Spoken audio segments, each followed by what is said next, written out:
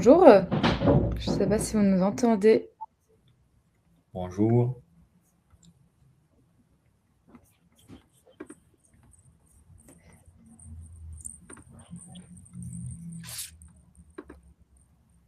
Bonjour à tous ceux qui arrivent. Bonjour, parfait, vous nous entendez bien normalement si vous nous répondez. Impeccable. Bienvenue. On va attendre 2-3 minutes, les retardataires. Enfin, ils sont pas encore en retard normalement. Mais, en attendant, vous pouvez nous dire, qui vous êtes et quelle est votre profession, si vous venez en tant que formateur ou si vous venez pour découvrir, apprendre quelque chose. N'hésitez pas à nous dire pourquoi vous êtes là et quelle est votre profession. De cette façon, on connaît meilleur l'audience. C'est important pour nous. Bonjour Benjamin, Élise, Véronique, Soumaya.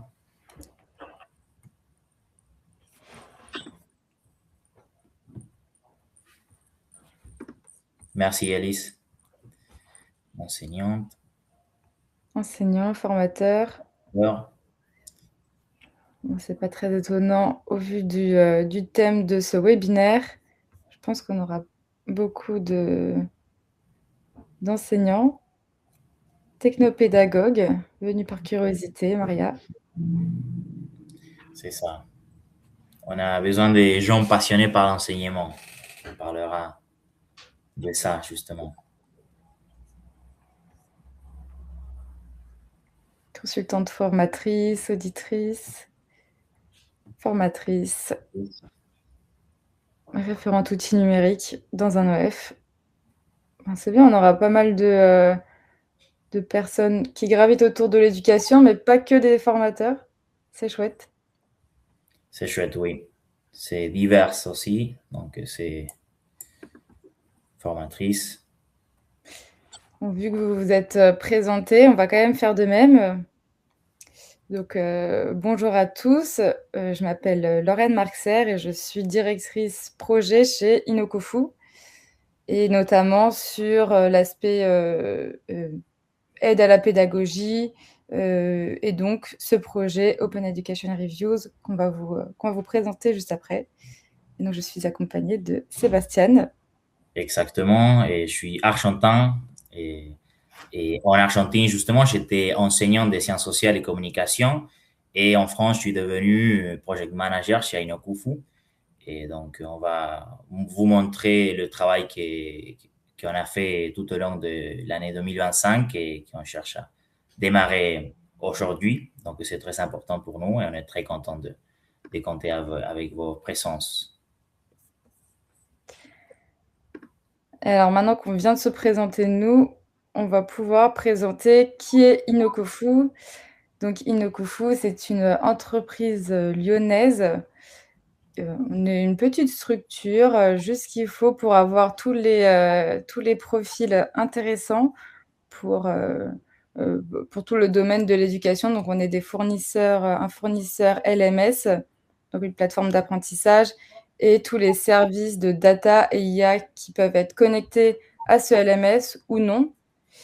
Et donc dans ce cadre-là de développement de plateformes d'apprentissage, on a pas mal communiqué avec des formateurs, des ingénieurs pédagogiques, etc. Et donc en fait, on a pu distinguer des similitudes dans les problématiques. C'est pour ça qu'au fur et à mesure des années, on a imaginé une solution qui pourrait répondre à un certain nombre de problèmes.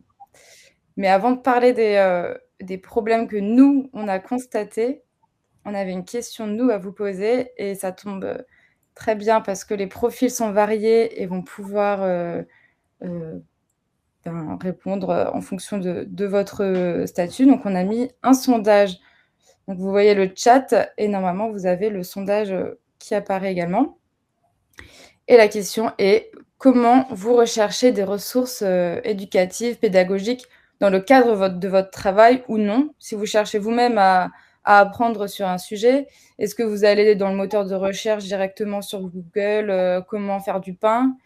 Est-ce que vous allez sur une plateforme vidéo type YouTube, Vimeo, et cetera? Un portail institutionnel ou académique, une ressource pédagogique spécialisée, une recommandation uniquement de collègues ou d'un réseau de professionnels? Est-ce que vous allez sur Wikipédia? Est-ce que vous allez sur les réseaux sociaux, ou autres? Et si c'est autre, n'hésitez pas à préciser. Évidemment, plusieurs choix sont possibles. Donc je vais vous laisser y répondre. Et si vous n'arrivez pas à le voir, n'hésitez pas à nous le faire savoir. Vous pouvez bien sûr choisir différents choix. Et pendant que vous répondez à ce sondage, on a questionné une autre personne. On a questionné Marco, qui est philosophe et assistant de langue italienne niveau collège. Donc il est dans la même situation que vous, formateur, et donc on va vous partager son retour. On lui a posé exactement la même question. Comment est-ce qu'il recherche des ressources éducatives? Tac. Et je vais vous montrer. Et normalement, je vais rechercher sur différentes plateformes les réseaux que j'ai besoin de trouver et après, je vais les sauver sur les différentes plateformes, mais carrément, ils n'ont pas centralisé tout ensemble et ils ont toujours divisé et pas lié dans la même, par exemple, plateforme. Et ça, en fait, c'est pas trop pratique. Voilà, donc Marco pense que déjà, il cherche ses ressources un peu partout et rien n'est centralisé, ce qui n'est pas pratique. Est-ce que vous pensez la même chose? Quel est votre avis sur cette question? Et en même temps, je vais pouvoir regarder on va fermer les votes et on va pouvoir analyser le sondage. Donc on voit, en fait, aucune réponse n'a pas eu de vote. Donc ça montre bel et bien que vous cherchez un peu partout vos ressources pédagogiques. Exactement. On a pas mal de moteurs de recherche et plateformes vidéo. Ce sont les leaders, on dirait. Mais après, c'est vrai, comme tu dis, Lauriane, les réponses sont assez diverses. Donc, ça montre aussi que la tâche de recherche des ressources, elle est assez diversifiée. Et en fait, on compte avec pas mal d'outils pour chercher les ressources pertinentes pour nos cours. On vous remercie pour les réponses. Et justement, on va parler un peu des problématiques qu'on a repérées lors d'un travail de recherche qu'on a fait tout au début du projet de Open Education Reviews. En fait, il s'agit des tests qu'on a employés avec une première version de la plateforme qu'on vous montrera après, tout à l'heure. Et on a repéré, comme j'ai dit, 4 problématiques principales. En premier lieu, on a le fait que les ressources et les avis pédagogiques sont éparpillés sur de différentes plateformes, ce qui montre aussi le sondage. Et je dirais qu'aujourd'hui, on a énormément de ressources et, comme je viens de lire, ils sont tous éparpillés sur des différents outils, différentes plateformes. Donc, cela représente un problème parce que ça difficulte la recherche justement des ressources. C'est un peu paradoxal parce que en même temps, on a une infinité de ressources disponibles, mais on a du mal à trouver les ressources qui sont pertinentes pour nos cours, non? Après, au niveau des avis, non? Et aujourd'hui, on compte avec des avis partout en Internet, mais il y a un manque des avis pédagogiques, éducatifs.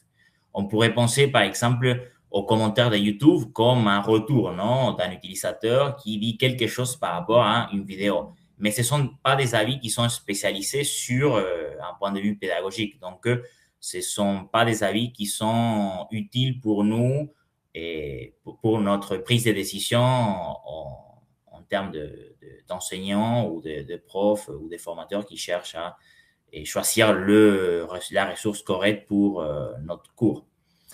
Après, il y a 2 problématiques qui sont plutôt liées avec la dimension humaine de la tâche de planification des cours. Et on a le fait que beaucoup d'enseignants, des profs et des formateurs disent se sentir seuls quand ils planifient leurs cours, donc quand ils cherchent des ressources pertinentes. On a aussi le témoignage d'Ignacio Deida, un psychologue et professeur de psychologie, qui a participé de ces tests et il a dit que le projet pourrait aider à créer des réseaux avec des professeurs de psychologie du monde entier. C'est génial pour lui, donc on lui remercie encore. Mais il a dit, je me sens souvent assez seul comme professeur de psychologie, non? Et aussi, on a une autre problématique qui est liée avec le critère de fiabilité. Aujourd'hui, on est dans une époque, on pourrait dire l'époque de la post-vérité. Donc, on ne sait pas qu'est-ce qui est vrai et qu'est-ce qui est faux. On a même, avec les outils de IA, on a du mal à différencier ce qui est vraiment vrai et ce qui a été créé avec des outils de génération de IA génératif.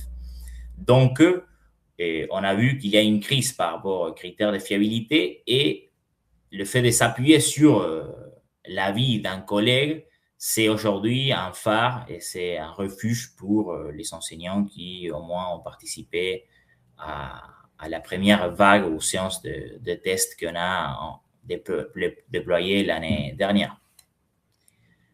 Ensuite, si on pense à Open Education Reviews comme une solution à ces 4 problématiques, on peut penser le concept de Open Education Reviews comme une communauté mondiale et libre, composée par des personnes passionnées par l'enseignement qui partagent des ressources et avis éducatifs. Cela veut dire qu'il s'agit d'une communauté mondiale car n'importe quel utilisateur peut utiliser les outils qui fournit la communauté n'importe où. C'est pour cela qu'on dit que la communauté elle est mondiale. Elle est libre parce que la donnée, ça veut dire les reviews que chaque utilisateur va rédiger et partager avec d'autres utilisateurs, n'appartient pas à Inokufu, n'appartient pas au privé comme on pourrait penser au modèle de business de TripAdvisor, par exemple.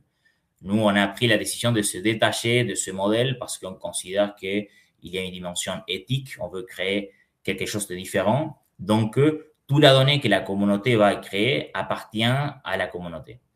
Et cela veut dire aussi que des universités ou des centres de formation peuvent se fournir des reviews qui ont été faites par des utilisateurs pour avoir un retour des apprenants, par exemple.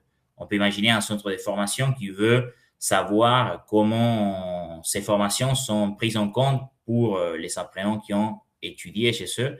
Donc, ils peuvent aller chercher les reviews que les utilisateurs de Open Education Reviews ont créés sur le site. Après, notre cible, ce sont les personnes passionnées par l'enseignement. Cela veut dire des enseignants, des professeurs, des spécialistes en pédagogie et toute personne qui aime bien enseigner. Donc, c'est une cible assez vaste. Et après, l'idée, c'est que tous ces utilisateurs-là puissent partager des ressources et des avis éducatifs. Donc, si on parle de bénéfices de Open Education Reviews, notre principal but, c'est bien sûr d'améliorer la découverte des ressources éducatives et de qualité et en fournissant des outils qui permettent la collaboration entre pairs pour justement adresser la problématique de l'isolement, en fait, le fait que les formateurs et les enseignants se sont assez souvent seuls quand ils planifient leurs cours, donc quand ils cherchent aussi des ressources, et surtout le fait de fournir à la communauté des outils qui permettent de renforcer l'intelligence collective.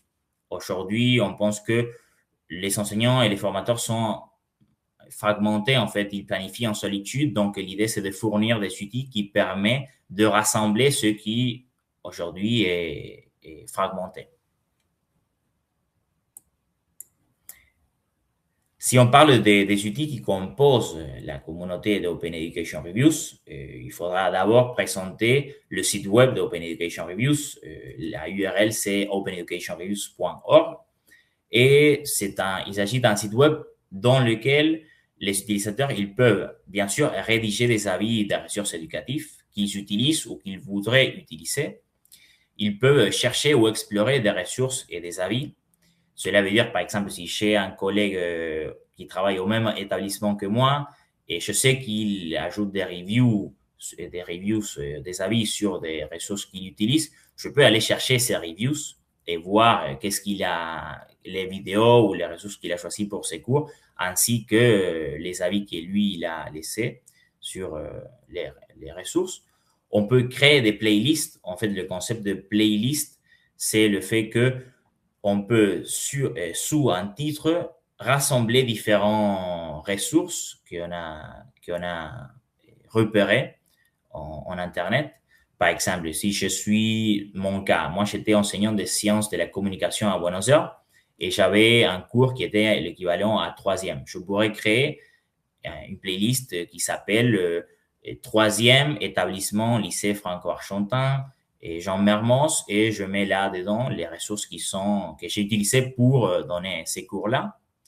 Et aussi, il y a une fonctionnalité que, en fait, on peut suivre d'autres utilisateurs et cela nous permet de voir afficher sur le homepage du site les activités que les utilisateurs qui ont choisi de suivre ont déployé. Non? On peut voir si un collègue proche il a fait une review sur une vidéo, s'il a créé une playlist. Et donc, cela permet de justement rassembler ce qui aujourd'hui est fragmenté. Donc, créer des ponts, des liens entre des formateurs, soit au sein d'un établissement ou même à échelle mondiale. Non? Ensuite, on a aussi créé une chaîne YouTube avec laquelle on cherche plutôt à renforcer la communauté, bien sûr. On a déjà préparé pas mal de vidéos shorts dans lesquelles on fait des reviews des ressources éducatives que nous, on a utilisées. Et les thématiques sont très diverses. On a déjà publié des reviews des ressources de management, d'histoire géo, de philosophie, de pédagogie, de communication, entre d'autres thématiques. Donc, le but de la chaîne YouTube, c'est surtout d'amplifier la visibilité de la communauté. Et c'est l'équipe d'Aino Kufu qui tient ce travail-là.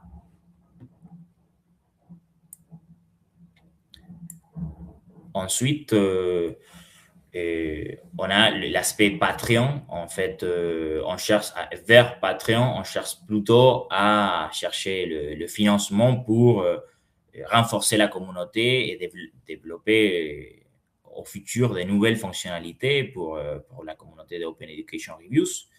Aussi, on partage du contenu exclusif pour les membres qui payent l'abonnement. Je repartage. Donc, on était sur Patreon. Et j'ai dit justement qu'on a deux types de contenus qui sont publiés sur Patreon. On a des contenus gratuits qui est accessible pour tous. Et aussi, on a du contenu exclusif pour les utilisateurs qui payent un abonnement, qui nous aide aussi à renforcer la communauté et à continuer avec le projet. Comme je disais, on a 4 manières de supporter la communauté. La première, elle est gratuite. En fait, n'importe qui peut utiliser les outils qu'on fournit et n'importe qui peut rédiger des avis, peut créer des playlists sur le site web et cela aide énormément parce que la communauté est bien sûr supportée avec ses membres. Donc, ils ont aussi accès aux contenus publics qui sont publiés sur notre compte Patreon. Aussi, on a 3 types d'abonnements. Le Master Reviewer qui coûte 3 € par mois. En fait, les fonctionnalités sont les mêmes que l'utilisateur gratuit, mais aussi, on a l'avantage de pouvoir avoir accès au contenu exclusif sur Patreon. On peut aussi participer sur la prise de décision de certaines fonctionnalités. En fait, vous pouvez, si jamais vous êtes Master Reviewer, et participer sur des sondages qui vont permettre de construire au fur et à mesure le site web ainsi que d'autres outils qui font partie de la communauté Open Education Reviews. Vous aurez aussi le titre de Master Reviewer et vous seriez aussi un membre vérifié de la communauté. Ensuite, on a le Sponsor Reviewer et le Benefactor Reviewer qu'en fait, les fonctionnalités sont les mêmes que le Master Reviewer, sauf que vous auriez, si jamais vous contribuez avec 25 euros par mois, vous aurez aussi le titre de sponsor reviewer. Et pareil pour le benefactor reviewer, en fait, vous auriez le titre de benefactor reviewer sur la communauté Open Education Reviews. Et là, Lauriane, elle va vous montrer le site web avec ses fonctionnalités. C'est ça. Merci. Passons à la présentation. N'hésitez pas à tout moment de poser des questions dans le chat. On va essayer d'y répondre au fur et à mesure. Mais si vous avez des questions, n'hésitez pas. Alors, donc, comme Sébastien l'a dit, il y a pas mal de choses qu'on peut faire sur la plateforme. Donc, on va essayer de balayer tous les points dont il a parlé. Donc, moi, je vais vous présenter uniquement la plateforme. Si vous voulez aller voir sur YouTube ou sur Patreon, n'hésitez pas. Dans tous les cas, c'est accessible gratuitement. Donc, n'hésitez pas à découvrir par vous-même ces éléments. Même la plateforme, de tous les cas, vous pouvez aussi vous y inscrire gratuitement. Donc, comment ça se passe? On a la première page où on va avoir toutes les informations principales. Donc là, je ne suis pas connectée, mais je peux quand même voir pas mal d'éléments. Donc là, ça va être pas mal de playlists sur des sujets différents, comme Sébastien l'a dit, par exemple, Histoire, Géo, Amérique latine. Et je peux même chercher plus de détails. Là, j'ai cherché ressources, Histoire dans la barre de recherche. Et je vais tomber sur toutes les ressources qui sont liées à l'histoire, tous les avis. Donc la page, le site web est écrit en anglais. Néanmoins, si vraiment vous avez des difficultés en anglais, vous pouvez toujours utiliser la traduction automatique. Ça fonctionne très bien sans souci. Et idem pour les playlists. Donc on peut balayer ces 3 aspects et ça va être les 3 fondements du site web, des ressources, des reviews et des playlists. Donc à chaque fois, on va retrouver ces 3 aspects. Même il y a aussi, je voudrais ajouter, Lauriane, le fait que si jamais, par exemple, on veut chercher la review d'un collègue, on peut chercher par son nom d'utilisateur et on peut trouver les reviews qui ont été faites par ce collègue avec lequel on s'entend bien ou on pense qu'il a un avis pédagogique intéressant. Tout à fait. Donc là, j'ai eu le temps de me connecter en attendant. Là, je suis avec un profil connecté. Ce qui va être intéressant, si j'édite mon profil, c'est que je peux renseigner mon username. Donc là, ça va être je vais marquer un nom, prénom, mais vous pouvez marquer ce que vous voulez. Idem pour la biographie, un enseignant de design, mais à tout moment, vous mettez ce que vous voulez parce que ce sont des éléments qui seront visibles par toute la communauté. Donc nous, on veut forcer personne à afficher des données perso. Donc vous mettez ce que vous voulez, pas non plus mentir complètement sur la biographie parce que ça va appuyer positivement vos avis sur les ressources. Si par exemple, c'est une ressource de design, on voit que la biographie, c'est un professeur de design, bon, ça aura un peu plus d'impact que si j'avais écrit que j'étais un prof d'histoire géo. Oui, en plus, avec la logique dès que les autres utilisateurs, ils savent quel est mon profil, ils peuvent aussi utiliser mes reviews pour enrichir leur planification et leur cours, non? Alors, je vois déjà une question de Maria qui nous demande s'il y a du matériel en anglais ou juste en français. Très bonne question. C'est le but de Open Education Review, c'est d'avoir des avis et des ressources du monde entier, si possible, et donc en fait de toutes les langues. Ce qui va être intéressant quand vous cherchez une ressource, c'est que vous la cherchez dans la langue que vous voulez. Par exemple, je veux chercher histoire, je vais avoir des ressources qui sont en français parce que histoire, c'est un mot français. Donc effectivement, on a des ressources en français, comme ici on peut le voir, mais si je cherche en espagnol, je vais trouver des ressources en espagnol. Si je cherche en anglais, je vais trouver des ressources en anglais. Je cherche password. Exactement. Si jamais vous voulez, par exemple, ajouter une review en français pour une vidéo que vous avez utilisée pour vos cours, vous pouvez le faire en français et vos collègues peuvent chercher vos avis en français. En fait, l'idée, c'est que la communauté, elle crée elle-même la donnée qui est utile pour ses membres. C'est Donc, ça. Donc, comme on l'a dit, on va segmenter la présentation en plusieurs éléments. Donc là, on vient de commencer à voir comment on peut rechercher quelque chose, comment chercher, découvrir des éléments. Donc là, je suis sur la première page, donc ça va être mon fil d'actualité. Je vais avoir les activités récentes des personnes que je suis. Donc, par exemple, Thomas Bourdieu, je le suis. Et comme vous avez vu, on voit son username, sa biographie, la ressource qu'il a mis et l'avis qu'il a mis et la ressource qu'il a commentée. Donc voilà, je vais voir toutes les nouvelles, tous les nouveaux avis des personnes que je suis, ainsi que des créations de playlists, etc. Mais ça va être toute l'activité au même titre qu'un réseau social classique.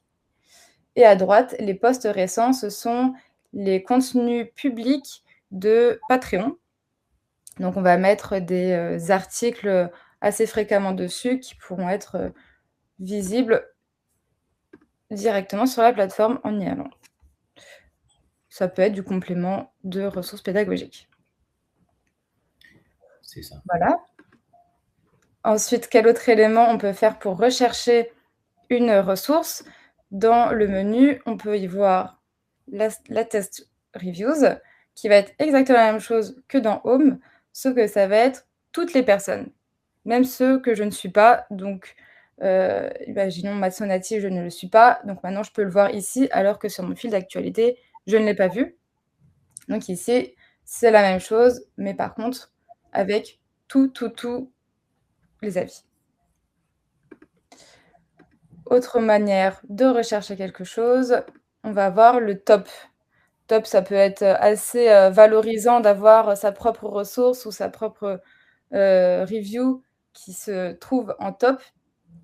Comme je l'ai dit, on a les 3 principaux éléments: ressources, reviewer et playlist. Donc ça va être les ressources qui sont les mieux notées et qui ont un minimum quand même d'avis, parce que si une ressource est notée 5 étoiles mais n'a qu'un seul avis, ça a quand même moins d'impact qu'une ressource qui a 8 avis avec une bonne note. Donc voilà, on peut trouver les ressources au même titre que les reviewers. C'est quand même assez valorisant d'être le premier à avoir le plus de reviews, sachant qu'on va pouvoir aussi ajouter cet aspect intégration dans Patreon, en fonction de si je suis bénéfacteur, sponsor, et cetera. On va aussi avoir une valorisation. Et au même titre, les playlists, celles qui sont les mieux notées et qui ont le plus de favoris. Et à chaque fois, sur chaque élément, je peux aller dessus et avoir le détail de la ressource. Et ça, on va le voir juste après. Je continue juste sur comment rechercher une ressource. Évidemment, c'est indiqué, il y a une barre de recherche, donc Search, qui nous permet de chercher dans la ressource, dans les reviews et dans les playlists ce que je veux. Imaginons pédagogie. Je vais avoir dans les ressources, ça va chercher dans tous les titres des ressources. S'il y a de la pédagogie freinée, etc. Donc je peux aller dessus pour voir le détail. Je vais voir que c'est une ressource sur Wikipédia, je vais avoir le titre. Je peux aller directement sur le site parce que chaque élément nous permet, chaque fiche de la ressource nous permet d'être redirigé sur la ressource originale. On ne stocke pas les ressources, on redirige juste. Je peux ajouter à ma playlist. Je peux voir des autres ressources qui sont en lien avec l'auteur. Donc là, l'auteur, c'est Wikipédia. Donc c'est comme ça que ça va être lié. Donc on va pouvoir passer de ressource en ressource. Je peux également voir les playlists où il y a cette ressource et ensuite avoir les avis. Donc si je retourne sur ma barre de recherche pédagogie, donc on a vu pour les ressources. Pour les reviews, ça va chercher dans la review ou dans le nom. Imaginons que je sais que Sébastien met toujours des bonnes ressources. Là, je Merci.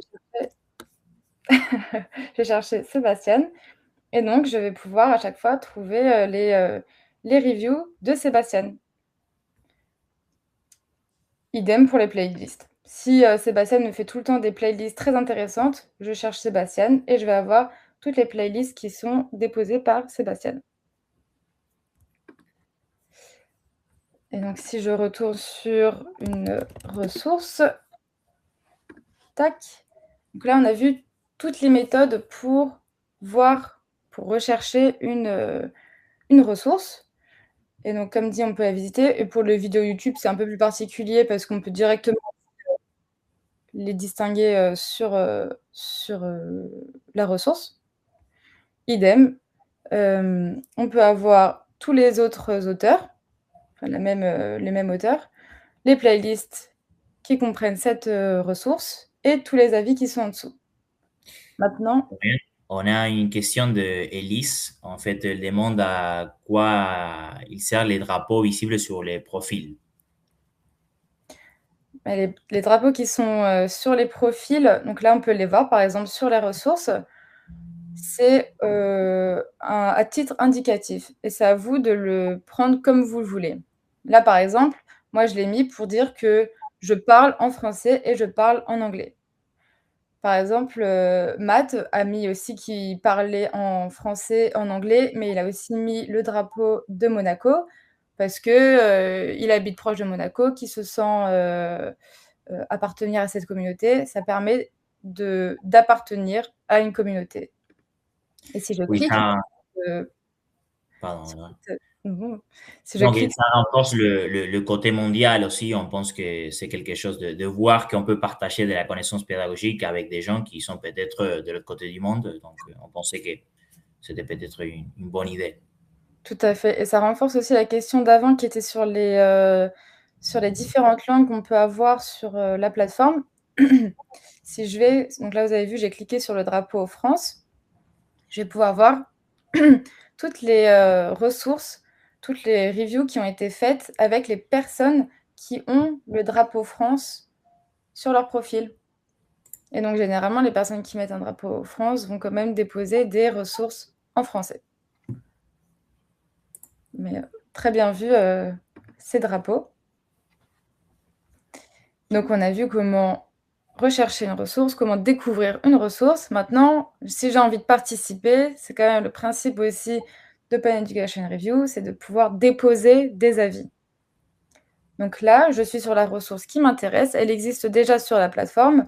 Donc je vais tout en bas, je vois les ressources qui existent déjà, mais je peux également moi-même ajouter mon propre avis. C'est toujours préférable de faire des avis qui sont très construits, ne pas marquer uniquement super vidéo. Parce que si vous, en tant que formateur, vous cherchez une ressource et il y a écrit super vidéo, ok, ça n'a pas vraiment avancé sur pour qui je peux proposer cette ressource, il y a quoi réellement dans cette vidéo, etc. Donc c'est toujours bien d'avoir des avis qui sont bien détaillés. Voilà, je soumets mon avis. Je vois que mon avis a été soumis, mais il n'apparaît pas ici. C'est normal, c'est parce qu'on a quand même envie de pouvoir avoir des ressources qui sont uniquement de qualité et ne pas marquer c'est nul juste parce que la personne qui a mis cette ressource, je ne l'aime pas. Donc on a un système de modération après avoir mis les ressources, les avis. Et là, c'est l'équipe Aino Kufu, en fait, qui fait le travail de modération. Et on cherche plutôt à voir si la ressource elle est de qualité, donc s'il y a une expression pédagogique assez développée. On ne demande pas un paper scientifique, non, mais quand même un paragraphe dans lequel d'autres utilisateurs puissent enrichir leur planification avec l'avis de l'utilisateur et surtout éviter des insultes ou des commentaires qui soient racistes ou méchants. Non? Donc là, Exactement. je vois que la review, elle accomplit ces conditions-là. Donc, moi, en tant que modérateur, je publie la ressource, la review. C'est ça. Je l'ai publié pendant, pendant que tu parlais. Donc, on peut voir qu'elle est affichée tout en haut. Voilà comment on publie un avis. Vous avez pu le voir, j'imagine, depuis le début de la présentation, il y a aussi un gros bouton qui permet de soumettre une review. Donc, je peux cliquer dessus et ça va être intéressant pour les ressources qui ne sont pas déjà sur la plateforme. Donc, je vais cliquer sur le bouton et je vois qu'il y a pas mal de champs qui s'offrent à moi. Et j'ai vu une ressource qui était intéressante. Donc, je copie le lien et je colle le lien. Donc, soit je peux moi-même remplir comme je veux, soit parfois il est possible de cliquer sur ce bouton qui permet de pré-remplir les informations. Donc là, ça a fonctionné pour le titre. Parfois, il ne va pas y avoir toutes les informations. Ce n'est pas grave parce qu'on connaît la ressource. Donc, l'auteur de la ressource, j'ai vu que c'était cette personne. Donc, je l'ajoute. Le type de ressources qu'il y a. Je ne sais pas si vous voyez bien toutes les... Non, vous ne voyez pas, mais en tout cas, j'ai une pop-up qui s'affiche avec pas mal de types de ressources qui nous permettra ensuite d'avoir des filtres de recherche. Donc Ça peut là, être des articles, des vidéos, des livres, podcasts, PDF. Et là, c'est un cours en ligne. Donc, je marque que c'est un cours en ligne. Qu'est-ce que j'ai pensé de cette ressource? C'est évidemment une super ressource et je colle mon avis. Enfin, j'écris mon avis. Moi, je l'avais préparé en amont parce que je n'ai pas envie de faire un faux avis. Et donc, je le soumets. Au même titre que ce qu'on a dit avant sur la modération, elle ne va pas être directement active. Il faut que quelqu'un passe. Dino Kufu, il passe. Donc, on va pouvoir le faire de notre côté rapidement. Là, c'est fait.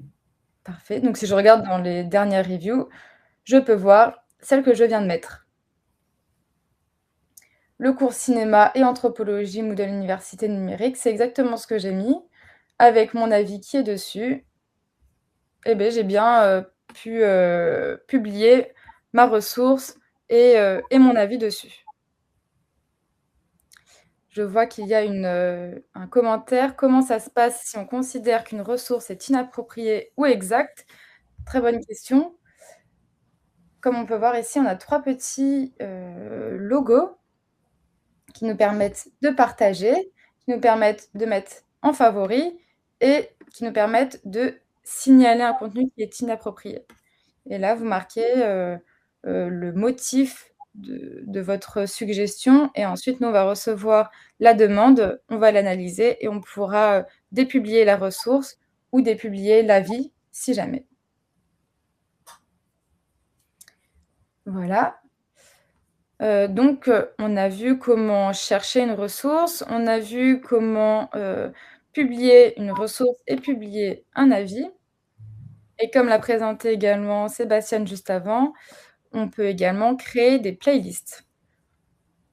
Vous l'avez vu, à côté de soumettre une review, il y a le gros bouton créer une playlist.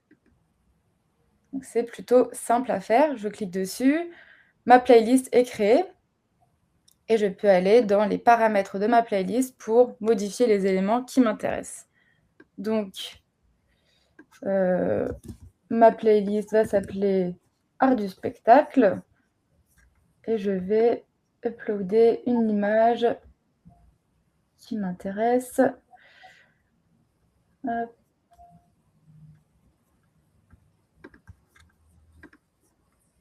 Voilà. Et j'enregistre ma playlist. Donc, comme on avait vu avant sur le détail de la ressource, je pouvais directement l'ajouter dans ma playlist. Mais là, vu que je viens de créer ma playlist, je vais dans Add, qui me permet d'ajouter des ressources dans cette playlist. Et donc, je vais chercher cinéma, parce que je me souviens qu'il y avait cinéma dans ma ressource. Je l'ajoute à ma playlist. C'est ça. Mais Nous pensons que cette fonctionnalité de créer des playlists, ça permet justement de adresser la problématique de la décentralisation des avis et des ressources. Car aujourd'hui, on a tellement de ressources qui sont éparpillées que vers la fonctionnalité de playlist, on peut pas seulement rassembler des ressources qui ont déjà un avis, mais aussi, par exemple, créer des avis des ressources qu'on a trouvées pour les sauvegarder et aussi les rassembler sous de playlists. Comme ça, on a un repository personnel des ressources qu'aussi on peut partager avec des collègues. c'est ça. Et donc, dans ma playlist, ensuite, je peux voir tous les éléments que j'ai ajoutés. Et si j'ai envie de la commencer directement, je peux cliquer sur Play et donc passer de ressource en ressource. Donc là, pour le coup, on n'en a que 2, donc ça va très vite. Mais pour les ressources qui sont bien plus complètes, on va pouvoir toutes les consulter et les visiter si besoin. Et donc, je peux aussi sortir de ma playlist.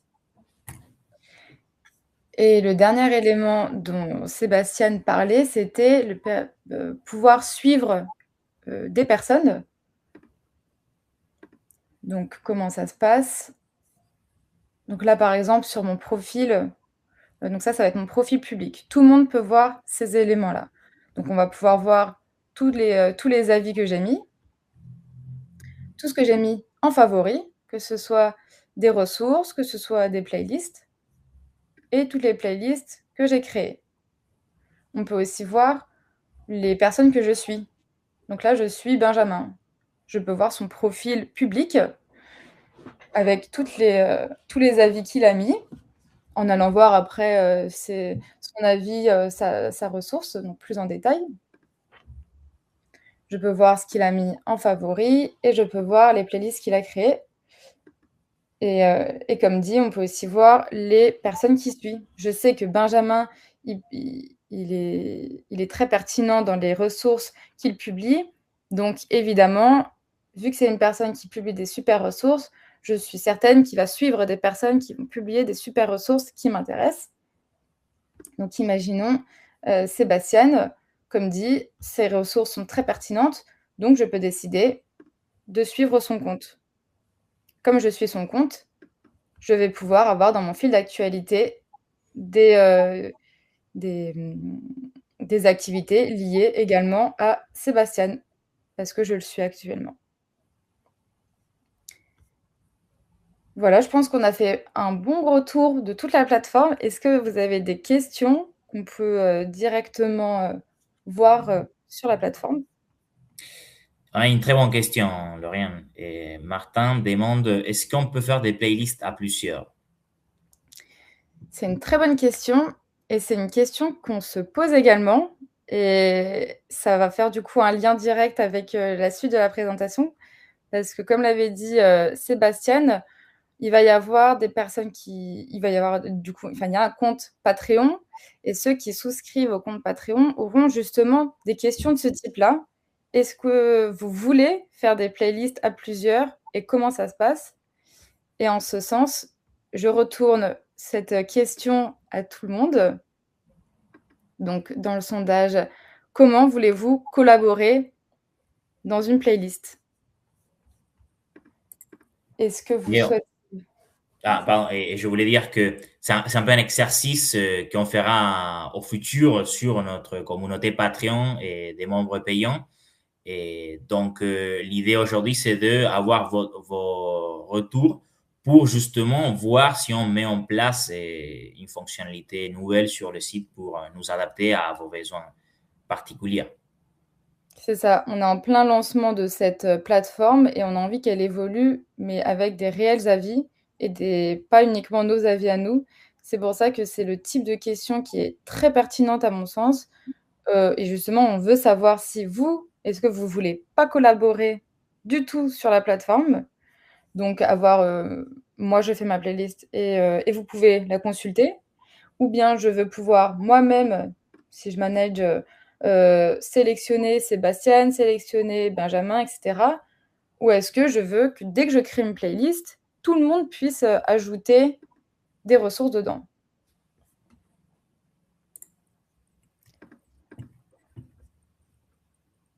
Et là, Annick nous demande, est-ce que l'on peut déposer des ressources qui ne sont pas en ligne en déposant un doc PDF? Et oui, tout à fait. En fait, Annick, si jamais nous voulons ajouter des planifications des cours qu'on les a sur un PDF, par exemple, si le lien est ouvert ou même, en fait, la plateforme prend le URL qu'on est en train d'insérer. Donc, cela veut dire que si jamais on partage un lien de PDF, on peut écrire une review et les utilisateurs ils vont pouvoir faire clic sur le bouton de visite. Et si le lien est ouvert et public, ils vont pouvoir consulter la ressource. Et si jamais ils cliquent sur le bouton visite, mais il y a besoin de justement que le propriétaire donne accès à la ressource, aussi, c'est vrai que vous allez recevoir la demande d'accès et vous verrez si vous acceptez ou pas la demande de l'utilisateur qui a consulté la ressource sur la plateforme. C'est ça, comme dit, on a besoin d'un URL, donc il faut quand même l'avoir publié quelque part en amont. On peut pas, nous, on va pas stocker les ressources. Nous, on permet d'avoir un moteur de recherche de toutes les ressources qui sont sur Internet. Mais par contre, effectivement, si vous déployez ce PDF en ligne, nous, après, il suffit de copier-coller l'URL et on pourra le proposer. Mais on ne stocke pas les PDF. Et on n'oublie pas la question de la playlist, mais on revient, on attend qu'il y ait un peu plus de réponses dessus. En attendant, posez vos autres questions. Exactement, Martin. Oui, on peut mettre un lien, même il y a un exemple, Lauriane, et est-ce que tu pourrais chercher sur ressources et lectura en espagnol, Lectura. Et là, j'ai ajouté par exemple des PDF que j'ai produits pour ma thèse du cursus de sciences de la communication à l'Université de Buenos Aires, dans lesquels on a intervenu des PDF de différents auteurs et on a ajouté par exemple des vidéos avec lesquelles les élèves peuvent mieux comprendre le contenu du texte, des vidéos qui ont été produites par nous-mêmes. Donc là, par exemple, j'ai ajouté à la plateforme le lien au PDF qui était intervenu. Donc, il y a le lien est public dans ce cas-là. Donc, les utilisateurs, ils peuvent consulter la ressource en cliquant sur oui, le bouton de visite qui est sur la plateforme.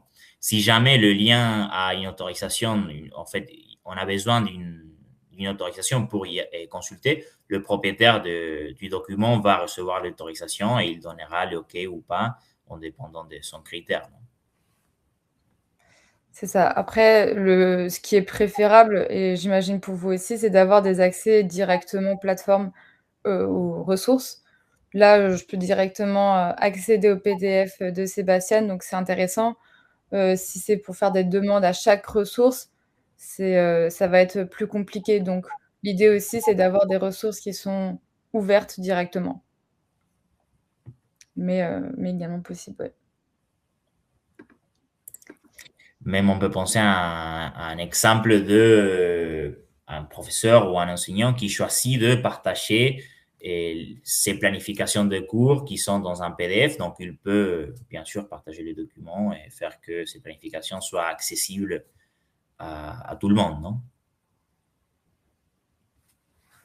Est-ce que vous avez d'autres questions?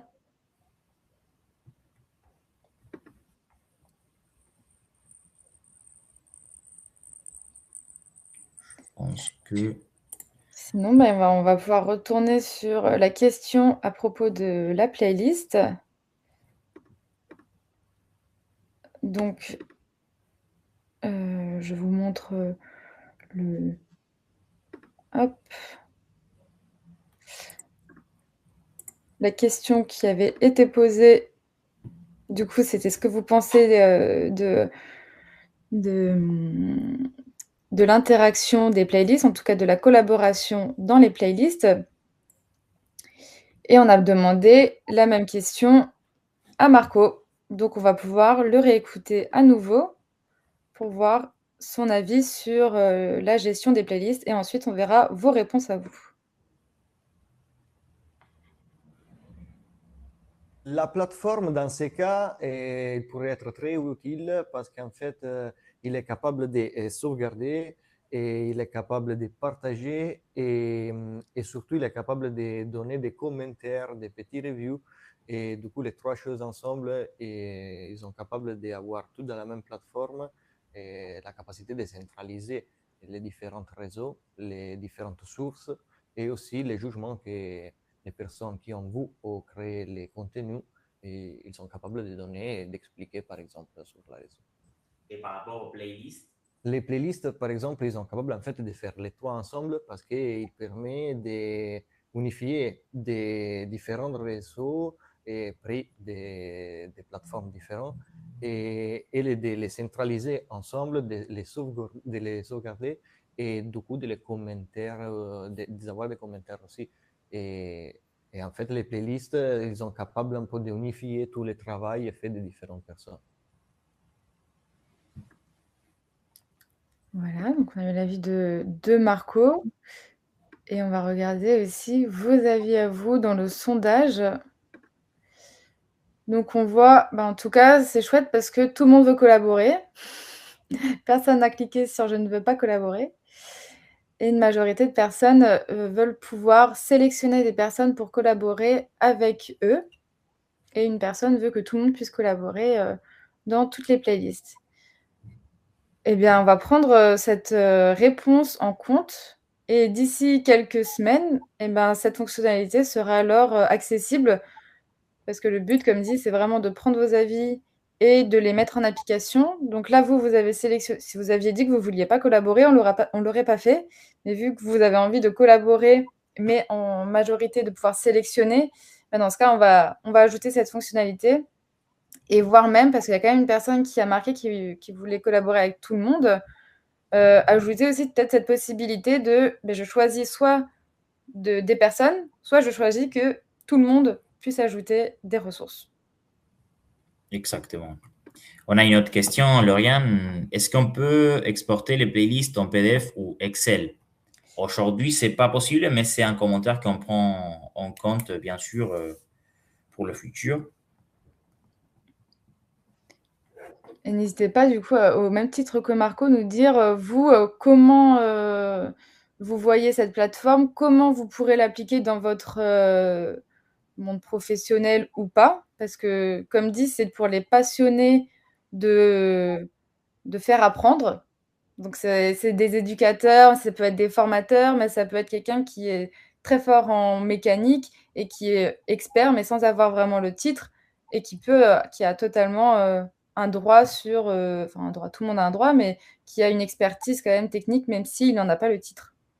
Donc, c'est une personne qui aime partager son avis. Marcelo, je souhaite modifier les informations personnelles. D'accord, on va vous contacter après le webinaire pour résoudre ce problème-là. Et ça, c'est lié du coup à WebIKEO. WebIKEO, exactement. Ouais, parce que sur Open Education Review, on n'a pas forcément besoin du téléphone. Mais par contre, je vous invite à faire un compte sur Open Education Review pour découvrir peut-être que ça va vous donner encore plus envie de tester. Là, j'envoie par le chat le lien à la plateforme. Aussi, vous allez pouvoir avoir accès à Patreon parce que c'est important pour nous de pouvoir soutenir le projet. C'est quelque chose qu'on fait parce qu'on croit qu'aujourd'hui, il y a une intelligence collective qui n'est pas assez profitée et qu'on pense vraiment, on croit au potentiel que la plateforme a pour rassembler les formateurs et les enseignants, pas seulement en France, mais aussi dans d'autres contextes, soit au sein des établissements, soit avec des collègues qui sont dans d'autres établissements, mais qui en partagent le domaine. Donc, Nous croyons vraiment à ce projet-là et ça serait très, très utile d'avoir votre soutien aussi. Est-ce qu'il y en a quelques-uns ici qui vont essayer de se créer un compte pour tester la plateforme? N'hésitez pas à le mettre dans le chat si vous allez la tester. Bien évidemment, on ne va pas faire d'analyse juste après pour voir si vous avez vraiment testé ceux qui vont dire oui. Ne vous inquiétez pas.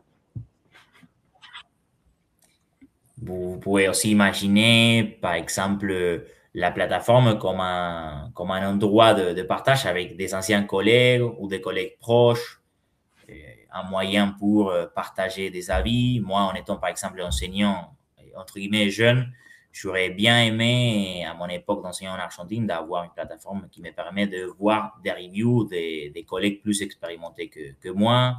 Aussi le fait de pouvoir sauvegarder, comme Marco disait, des ressources pour les partager avec des collègues qui commencent leur parcours sur l'éducation nationale, dans ce cas-là.